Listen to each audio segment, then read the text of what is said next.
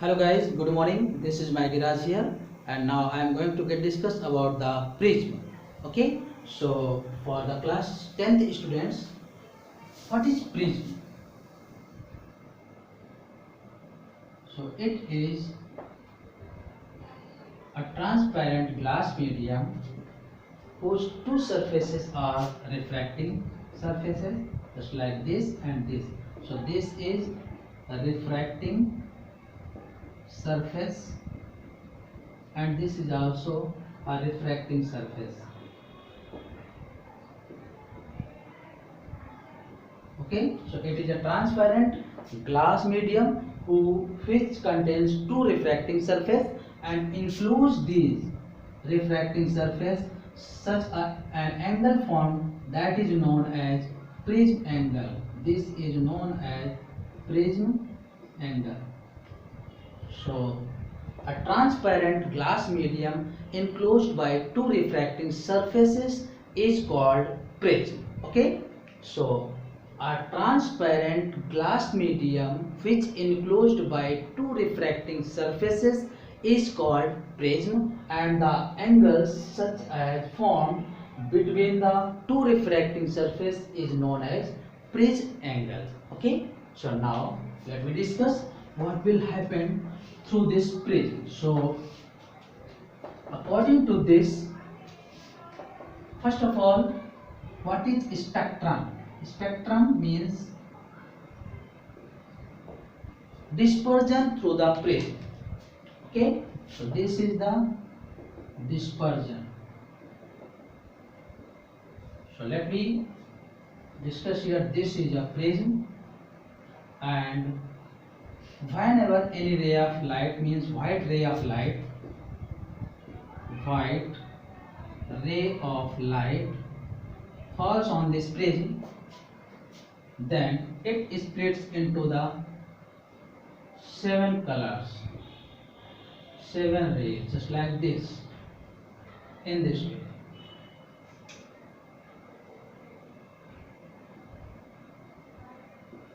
So this is known as spectrum. Okay,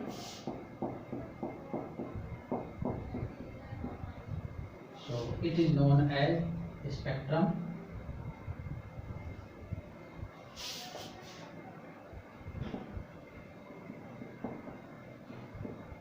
Okay, so whenever any white ray of light falls on the prism, then it splits into the 7 colors or 7 rays, just like VV-Azure. Okay, its name is just like VV-Azure is called spectrum. So we can say that the splitting of any ray into the 7 rays or 7 colors is called dispersion or spectrum.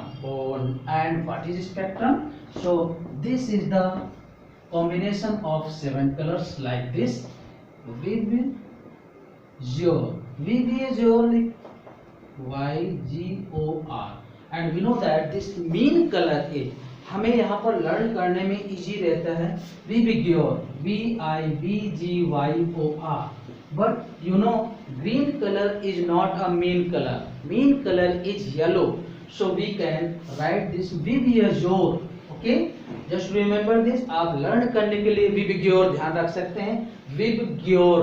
Okay, VIVGYOR, but ये ध्यान रखिएगा कि ये colour yellow होगा, main colour green नहीं होगा. Okay, सो जब आगे आप स्टैंडर्ड क्लास में डिस्कस करेंगे तो वहां पर आएगा, जब मेन कलर की फोकल लेंथ आएगी, so that will be equal to FY and FV plus FR by 2. और अगर रिफ्रैक्टिव इंडेक्स निकालना होगा मेन कलर का तो फिर LO ही लेंगे, वहां ग्रीन नहीं गिवन होगा. That will be equal to NV plus NR by 2. देखिए मीन वैल्यू है, सबसे पीछे वायलेट होती है, अभी हम डिस्कस करने जा रहे हैं, और सबसे आगे रेड होती है, तो उन्हीं दोनों का लिया गया है. तो मीन कलर येलो ही लिया गया, इसका मतलब दोनों के बीच में. तो देखिए ये इन सब के बीच में है yellow. This is the violet, this is indigo, this is blue, this is yellow, green, orange, red. सबसे आगे रेड होती है और सबसे पीछे वायलेट होता है और एग्जैक्ट बीच में येलो कलर होता है। Okay, so just remember this is the mean colour. और मीन कलर के लिए अगर पूछा जाए आपसे तो ये होगा येलो कलर। ओके, अब इसके अकॉर्डिंग देखिएगा, कुछ हम डिस्कशन कर रहे हैं यहाँ पर, जैसा कि रिफ्लेक्शन में हमने डिस्कस किया है। तो ये प्रिज्म था, इस प्रिज्म से इस तरीके से ये रेज आए, सबसे आगे है रेड कलर, सबसे पीछे है वायलेट और बीच में है मीन कलर वाई। बाकी सारे कलर्स इन्हीं के बीच में लाई कर रहे हैं, किस सीक्वेंस में, इस सीक्वेंस में VIB YGOR। Okay, so we can say that focal length, F means focal length for red color is greater of violet. So in this sequence we can say that FR is greater than FO greater, FG greater, FY greater, FB greater, FI greater, FB। Okay, तो अब हम बार बार ये सारी चीजें नहीं लिखेंगे, इसका मतलब ध्यान रखिएगा कि रेड कलर की फोकल लेंथ ग्रेटर है वायलेट से, मतलब इससे सबसे ज्यादा ग्रेटर ये थी, बाकी सारे कलर्स इसी में आएंगे और बीच में आएगी येलो। ओके, फोकल लेंथ है, फोकल लेंथ। अब इसके अकॉर्डिंग देखिएगा क्या क्या सिमिलरिटीज हो सकते हैं। वो focal length directly proportional to wavelength, proportional to the speed and inversely proportional to the m means refractive index। तो हम इसके अकॉर्डिंग देखिएगा, जो फोकल लेंथ का सीक्वेंस है उसी तरीके से वेवलेंथ का सीक्वेंस हो जाएगा। Lambda R greater lambda V, lambda क्या है, वेवलेंथ है, और इसी सीक्वेंस में स्पीड हो जाएगी, ये स्पीड है the medium. So we red colour के लिए ग्रेटर हो जाएगी और वायलेट से, बाकी सारे कलर्स किसी के बीच में होगी, बट रिफ्रैक्टिव इंडेक्स इन तीनों से रिवर्स होता है। So we can say that n is equal to refractive index, okay, and it will be equal to NV is greater NR। सबसे उल्टा है, देखिएगा। ओके, एंड फ्रीक्वेंसी हमने पीछे डिस्कस किया था, कोई भी दो मीडियम के लिए जब कोई रे ऑफ लाइट ट्रेवल करती है first medium to the second medium, okay, तो उसकी focal length, wavelength, speed, refractive index सब चेंज हो जाते हैं, केवल फ्रीक्वेंसी अनचेंज्ड रहती है। ओके, ध्यान रखिएगा, जस्ट रिमेंबर दिस कि all these things, focal length, wavelength and speed and refractive index all will be changes, but its frequency will be unchanged whenever any ray of light traveling from one medium to the another medium. Okay, so these are the some relations, and now we are going to discuss what is the angle of deviation, or deviation angle, that is denoted like delta।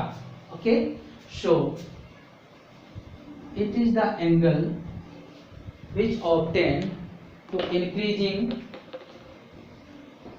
this is incident ray and this is refracting ray। okay, so this deviation angle obtained to increasing the incident ray in forward direction and refracting ray in back direction, such an angle formed that is known as angle of deviation, okay, so an angle formed to increasing the incident ray in forward direction and refracting ray in back direction, that angle is known as angle of deviation, that is denoted by delta this। okay, now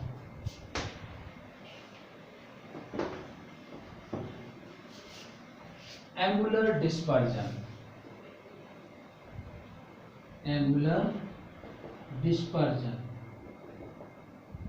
so this is also an angle which obtained to increasing the red and violet rays in back direction, okay, after the refraction.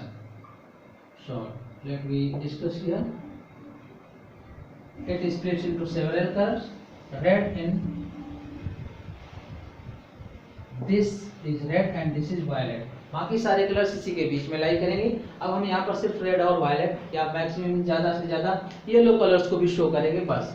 तो after the refraction whenever red and violet rays increases in back direction, then such an angle formed that is known as angular dispersion. This is known as angular dispersion.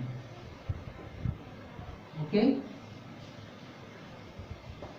So such an angle obtained to increasing the red and violet rays in back direction after the refraction through the prism is called angular dispersion. किसी prism से red and violet rays जो हैं refraction के बाद उन raise को पीछे की तरफ बढ़ाने पर जहां पे वो रे इंटरसेक्ट करेंगी तो कुछ एंगल मिलेगा.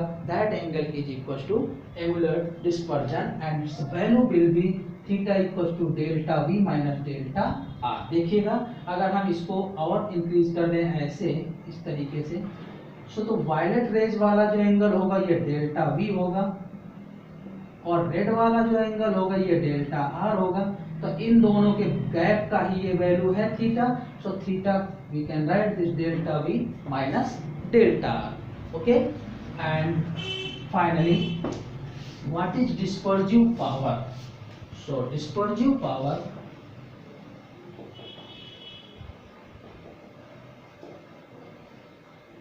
it is the ratio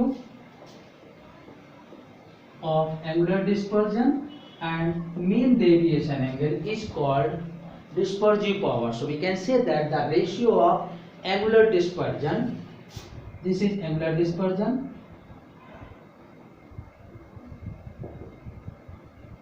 and mean deviation. Okay.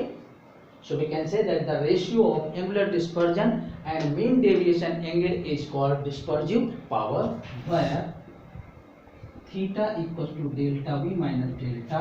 So omega will be, this is denoted by omega, okay, delta v minus delta r upon delta y, and this is the formula delta m equals to n minus 1 into a. A is prism angle and n equals to refractive index.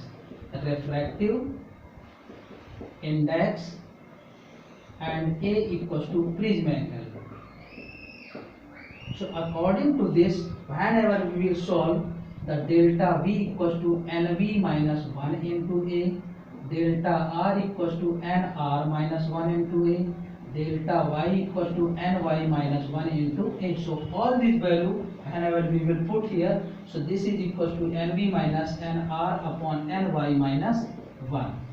n is refractive index और ny अगर नहीं given है तो ध्यान रखिएगा हमने discuss किया था this is the mean colour and for the mean colour delta y की वैल्यू अगर निकालना है तो delta v plus delta r by 2, fy की वैल्यू अगर निकालना है सो fv प्लस fr बाई 2 और अगर ny की वैल्यू निकालना है सो nv प्लस nr बाई 2. इस सीक्वेंस से आप इन सारी वैल्यूज को सॉल्व कर सकते हैं. Now graph between I and delta m. Okay, graph between I and delta m, incident angle and deviation angle. So this is the prism ABC and deviation. अगर deviation की बात करें so deviation is a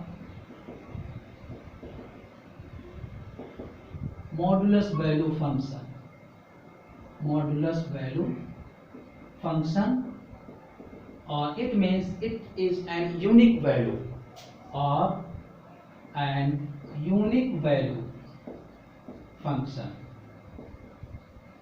Means deviation, mean deviation की one and only one value होती है. Okay, so it is possible only when it is possible only when, जैसे अभी तक हमने ये प्रिज्म था और इसमें ऐसे रे जाती थी, ऐसे बेंड हो जाती थी, फिर ये बेंड होती थी, तो ये तभी पॉसिबल होगा जब ये रे जो होगी, ये वाली रे, ये पैरेलल हो बीसी के। मीन्स अगर इसको हम पी क्यू मान लें, so P Q parallel BC.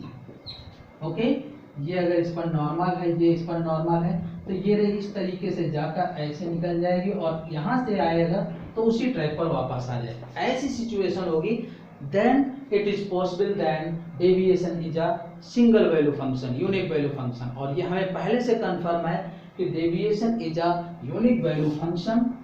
सो यहाँ पे लिखेंगे deviation is an unique value function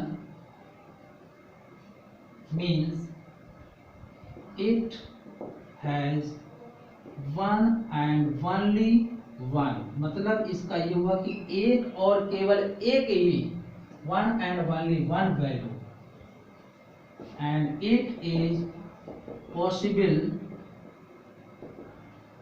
only when PQ parallel BC। जब PQ इस BC बेस के पैरेलल होगी, और जब ये पैरेलल होगी देन यहाँ पर जो I1 एंगल होगा और ये R1, ऐसे यहाँ से जो आएगी I2 और ये एंगल R2, तो I1 I2 इक्वल होंगे एंड R1 R2 इक्वल होंगे।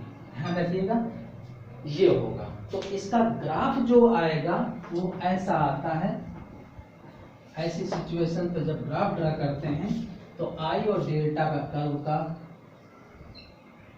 ये, this is delta deviation and this is incident angle. So in this way this curve will be like this, in this way, okay,